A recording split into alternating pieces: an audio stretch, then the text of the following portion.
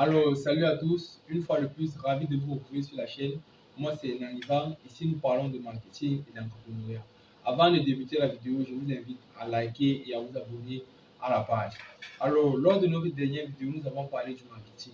Et nous avons dit que le marketing est un processus qui consiste à déceler sur un marché les attentes des clients mal ou non satisfaits afin de proposer une offre de valeur différente ou bien supérieure que la concurrence.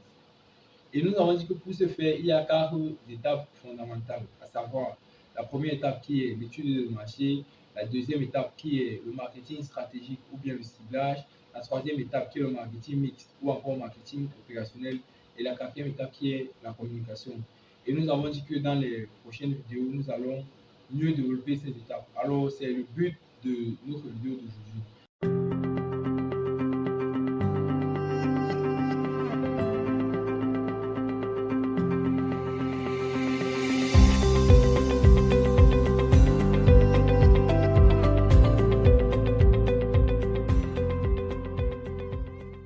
Nous allons parler de la première étape qui est l'étude de marché.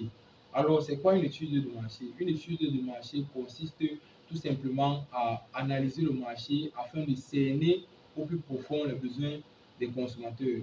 Ici, nous nous attardons sur les cas pratiques parce qu'on tient en compte le contexte environnemental dans lequel on se trouve. Parce que le marketing n'est pas universel. Il n'y a pas de marketing universel. Le marketing est modulable. Il s'adapte en fonction de l'environnement où il se trouve. Alors, plusieurs entreprises, lors de leur étude de marché, ont tendance à envoyer des personnes sur le marché avec des questionnaires afin de récolter un certain nombre d'informations pour pouvoir les exploiter. Alors, qu'est-ce qui se passe généralement? Ce qui se passe généralement, c'est que les cabinets ou bien les entreprises recrutent des jeunes personnes, généralement les étudiants, pour pouvoir faire ces études de marché-là. Et ce qui se passe, c'est que lorsque ces jeunes arrivent sur le terrain, la plupart ne récoltent même pas ces informations. Déjà que chacun voit son camarade et dit s'il te plaît, aide-moi pas à remplir, change d'amener d'écriture, et ainsi de suite. Je sais de quoi je parle. Donc, ce qui fait que si on se base sur notre étude de marché sur ces faits, on va se rendre compte que la suite sera totalement un échec déjà. Alors, qu'est-ce qu'il faut faire au préalable? Ce qu'il faut faire au préalable, c'est que lorsqu'on est une jeune entreprise, pour faire son étude de marché, il faut faire son étude de marché soi-même. Et la meilleure façon de faire une étude de marché, c'est de mettre en place le projet sur une petite échelle. Je m'explique. Déjà, lorsque les multinationales arrivent s'installer ici, par exemple, je tiens à préciser qu'ici nous sommes au Cameroun, plus précisément dans la ville de Douala. Lorsque les multinationales viennent s'installer, elles font une étude de marché, mais lorsqu'elles font leur étude de marché, elles n'envoient pas les gens en route peut-être demander aux potentielles personnes que, ok, qu'est-ce que vous consommez, quelles sont les marchandises que vous serez beaucoup plus susceptibles d'acheter et tout et tout. Parce que ce qui se passe, c'est qu'il y a d'abord ce qu'on appelle la psychologie. Par exemple, demandez à des personnes que est-ce que vous regardez par exemple les films pornographiques. Sur 10 personnes, il y a quasiment 9 personnes qui vont vous dire que non, elles ne regardent pas. Pourtant, nous tous, nous connaissons la réalité. Et généralement, on dit aussi souvent qu'il faut manger 5 fruits et légumes par jour. Combien d'entre nous mangeons 5 fruits et légumes par jour? Mais si on interroge la population, parce que psychologiquement c'est normal et c'est ce qui est recommandé, plusieurs personnes diront que ok, en effet, je mange souvent comme ça, comme ça, comme ça. Vous voyez un peu. Donc il y a d'abord cet aspect psychologique-là. Et comme je le disais tantôt, les multinationales, ce qu'elles font, c'est que lorsqu'elles veulent peut-être les informations concernant un milieu, elles envoient des personnes pour récolter ces informations-là directement sur sur des entreprises qui effectuent déjà dans le même secteur d'activité qu'elles. Et en effet, elles payent pour avoir ces informations-là. Alors, pour vous qui voulez vous lancer dans l'entrepreneuriat ou bien qui voulez débuter toute activité, la meilleure façon de savoir si c'est que votre activité va fonctionner, c'est d'expérimenter votre activité à petite échelle. Si par exemple vous voulez créer une marque de vêtements, si vous voulez lancer une marque de vêtements et que vous voulez savoir si c'est que les personnes vont adhérer à votre marque, la meilleure façon c'est de sortir des échantillons et essayer de les vendre aux personnes qui sont aux alentours ou bien d'essayer de voir peut-être les vendeurs qui sont dans les marchés et de leur dire que ok, voilà, je veux que tu exposes mes vêtements parce que j'ai envie de voir si c'est que les gens seront susceptibles d'acheter. C'est comme ça qu'on voit qu'un produit va fonctionner. Si vous êtes une jeune entreprise et que vous proposez, par exemple, vos services, la meilleure façon, c'est de partir même de manière gratuite, proposer vos services, que voilà ce que je fais, comme ça, comme ça. Si les personnes acceptent déjà que vous leur rendez ce service gratuitement, ça suppose qu'à un moment donné, elles seront beaucoup plus susceptibles d'acheter ces services-là après. Donc, parce que c'est la cause de l'échec de plusieurs entreprises. C'est la cause vraiment de cet échec-là, des startups. Que genre, quelqu'un a son idée en tête et tout, la personne se base sur des données non palpables, rien que sur des avis. Et à partir des avis, il lance son projet et après, fermeture des portes.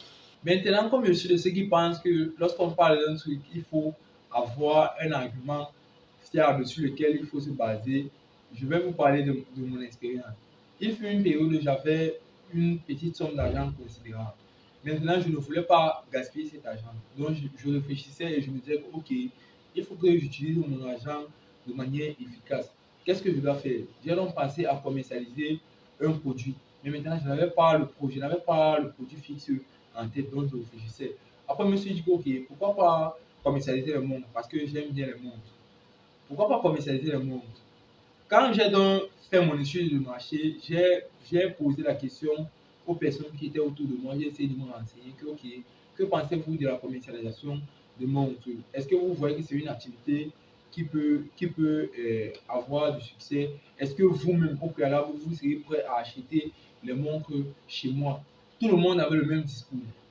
On n'achète pas les montres tous les jours. Ce n'est pas quand quelqu'un a sa jolie montre là, il aime ça, il va porter ça tous les jours. Ce n'est pas un truc que tu vas vendre de manière quotidienne. Donc nous on voit très mal l'activité en train de prospérer. Et déjà, les gens aiment les montres hum, vraiment chères. Est-ce que toi, tu vas pouvoir acheter les montres de qualité pour pouvoir vendre? Quasiment tout mon entourage avait le même discours. Et personne n'était prêt à acheter une montre chez moi. Alors, qu'est-ce que j'ai fait? Je me suis dit, OK, là maintenant j'ai leur avis. Est-ce que je les écoute ou bien est-ce que j'essaie encore de demander à d'autres personnes? Je me suis rendu compte que demander à d'autres personnes n'était pas la meilleure solution. Alors, qu'est-ce que j'ai fait? Sur mon argent que j'avais, j'ai pris une petite partie. Je suis allé dans un marché de la place, j'ai acheté les montres et j'ai essayé de les commercialiser. Au début, j'ai acheté 7 montres et au bout de pratiquement 2 semaines, j'ai réussi à vendre toutes les montres. Et lorsque je faisais mes campagnes de vente, je n'ai même pas mis toute mon énergie, je n'ai même pas mis toute la concentration possible. Donc, juste comme ça, parce que non, j'essaye, je n'avais pas une procédure à suivre et tout. Je me contentais juste d'utiliser quelques réseaux sociaux, de poster les montres et de parler à 2 ou 3 ou 4 personnes et tout. Et le tour était joué. J'ai réussi à commercialiser ces montres-là. Et je peux vous garantir que c'est une activité qui pour d'autres n'est pas rentable, mais pour moi, avec mon expérience personnelle, est rentable. Maintenant, ça ne signifie pas que parce que c'était rentable chez moi, ça sera aussi forcément rentable chez toi aussi. Parce que comme j'ai dit, il y a aussi l'environnement. Peut-être que l'environnement dans lequel je me situais, ou bien les réseaux sociaux que j'utilisais, ou bien ma communauté que j'avais déjà me permettait d'avoir un certain avantage concurrentiel. Vous voyez un peu. Donc c'est pour ça que je dis, expérimentez toujours votre activité avant de savoir si c'est que vous pouvez vous lancer ou pas. Parce que vous pouvez avoir certains avantages concurrentiels dont vous n'êtes même pas au courant. Vous voyez un peu. Et parfois, vous pouvez aussi vous dire que, OK, je vais lancer mon activité, ça va prendre parce qu'il y a des personnes qui vont me soutenir. Et après, c'est une catastrophe totale. Donc, comme vous l'avez bien compris, l'étude de marché, c'est vraiment une période, une étape délicate. Une étape délicate parce que lorsque tu rates ton étude de marché, je peux te garantir, coûte que faille, même si ton projet débute bien, au bout d'un certain temps, l'étude de marché que tu as raté va te rattraper. Et c'est pour ça que vous-même vous observez bien. À peine quelqu'un ouvre un salon de coiffure, au bout de 3 mois, il a fermé. À peine un restaurant ouvre, au bout de 5 à 6 mois, le restaurant a fermé. Vous croyez que tout ça, c'est dû à quoi? Alors, comme moi, j'aime aussi l'échange, j'aime le partage, je vais mettre mon numéro WhatsApp professionnel en bas de l'écran pour ceux qui pourront bien échanger et aussi parler de leur business. Comme ça, en collaborant, on va pouvoir trouver des solutions pour évoluer tous ensemble. Alors, je vous remercie d'avoir écouté cette vidéo et on se dit à la prochaine. Bye.